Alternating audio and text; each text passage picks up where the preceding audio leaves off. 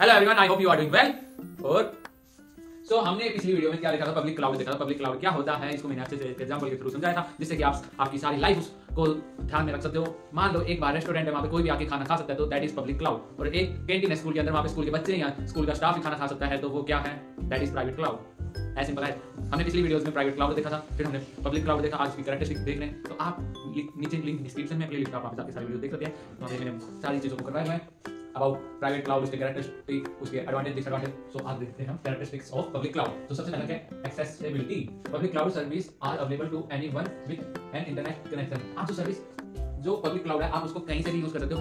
Condition क्या है, आपके पास इंटरनेट होना चाहिए, इंटरनेट कनेक्शन होना चाहिए आपके डिवाइस में, देन आप you can access public cloud. User can access their data and program at any time and form of anywhere. मतलब वो किसी भी टाइम पे अपना डाटा देख सकता है, जो भी उसने प्रोग्राम बनाया, जो भी उस पब्लिक क्लाउड के ऊपर वो काम कर रहा है, वो देख सकता है एनी टाइम एनीवेयर। बट उसके पास एक चीज होनी चाहिए, उसके डिवाइस में इंटरनेट होना चाहिए। देन अगला क्या है, scalability. User can easily adjust there resources they need based on their requirement, allow for quick scaling up and down. इससे क्या होता है कि आप मान लो, जो आपके इसका एग्जांपल यूं मान लो कि गूगल ड्राइव के ऊपर 15 GB तक गूगल फ्री देता है, ठीक है। उसके बाद आपको ऊपर करना है, आपको ज्यादा स्पेस चाहिए तो आप स्केल कर सकते हो। आपको कम स्पेस करना है तो वहां से आप कम स्पेस कर दोगे कि मेरे को इतना चाहिए, ठीक है। तो इस टाइप से आप स्केल डाउन कर सकते हो। आपके जो रिसोर्सेज है उनको आप कैसे मैनेज करना चाहते हो, आप इजीली कर सकते हो।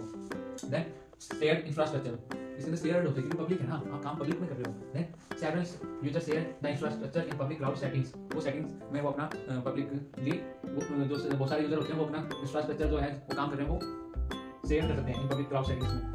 Then cost reduction and effective resources use are made possible by this। इसके अंदर क्या होता है, बहुत सारे लोग काम कर रहे हैं, तो क्या हो गया, इसकी डिमांड बढ़ गई तो क्या उसकी कॉस्ट कम हो जाएगी।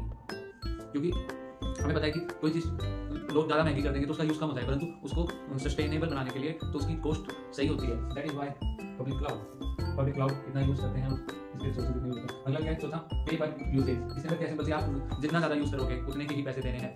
आप स्केल अप करोगे तो आपको पैसे ज़्यादा देने पड़ेंगे, परंतु आप स्केल डाउन करोगे तो आपको उतने कम पैसे देने पड़ेंगे। It's only depend on your demand. We're using the public cloud payments are based on usages, so user only pay for the resources they actually use.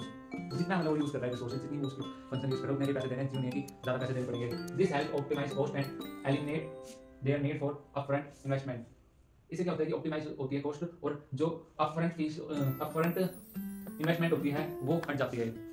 सो पांचवा पॉइंट देखते हैं क्या कह रहा है ये, रिलायबिलिटी एंड रिडंडेंसी। इसके अंदर बेसिकली क्या होता है कि जो डाटा है उसको मल्टीपल लेवल्स में वो स्टोर कर देता है। कर दिया तो क्या हुआ, मान लो आपका डाटा लॉस भी हो गया तो वो अपने आप रिकवर कर जाएगा, और अपने आप रिकवर कर गया तो ये बेस्ट पॉइंट है इसका।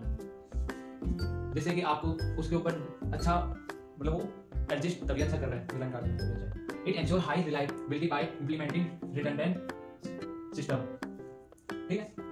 हाई रिलायबिलिटी क्यों है, क्योंकि इसके अंदर इंप्लीमेंटेड रिडंडेंट सिस्टम, जिससे कि वो मल्टीपल लेवल्स में स्टोर कर दिया डाटा को, फिर सिस्टम के थ्रू बाय चांस वो लॉस भी हो गया, मतलब डिलीट हो गया, तो आप उसको रिकवर कर सकते हो। वो सिस्टम अपने आप कर दिया। मल्टीपल डाटा सेंटर, अलग-अलग डाटा सेंटर के ऊपर डाटा स्टोर है। अब अगला क्या है, by doing this probability of losing data and experiencing service disruption is reduced. इससे क्या होता है कि डाटा लूज होने की जो प्रोबेबिलिटी होती है वो कम हो जाती है, और जो आप काम कर रहे हो तो उसके अंदर डिस्ट्रप्शन, जो आपके जो काम के बीच में कई बार क्या होता है कि फोन्स में पहले होता था, अब नहीं होता, फोन हैंग हो जाता था, तो वो आपके काम के बीच में बाधा टाइप बन जाता था, तो वो उस टाइप से यहाँ पे नहीं होगा, उसको रिड्यूस कर देता है वो। तो आप जो एक्सपीरियंस सर्विस करते हो, डिस्ट्रप्शन इज रिड्यूस्ड, जिससे कि जो डाटा है वो आपको इजीली टाइम पे मिल जाए, आपको प्रॉब्लम ना हो जब आप काम करो। सिक्योरिटी मेजर्स क्या है, these include encryption, access control and regular security and its. इसके अंदर क्या होता है, टाइम टू टाइम जो सिक्योरिटी होती है वो चेक कर लेते हैं। डिफरेंट इनके पैरामीटर्स होते हैं, कई बार तो बाहर से कंपनी को बोल के भी ये करवा लेते हैं, जिससे कि उनकी सिक्योरिटी का पता चलता रहे कि हाँ सिक्योरिटी अच्छी है। और इसके अंदर क्या मतलब है, इंटरेक्शन। इसका मतलब क्या हो गया कि जो आपका डाटा है वो एंड टू एंड ही रहेगा। आप व्हाट्सएप में देखते होंगे इस चीज को। So it's about characteristic of public cloud. आने वाली वीडियोस में हम देखेंगे एडवांटेज और डिसएडवांटेज ऑफ पब्लिक क्लाउड। उसके बाद हम हाइब्रिड क्लाउड के बारे में देखेंगे। सो ट्राई करते रहे। All the very best, always keep smiling. बताया आप सारी चीजें अच्छे से लिंक करते हुए पढ़ सकते हो। All the very best.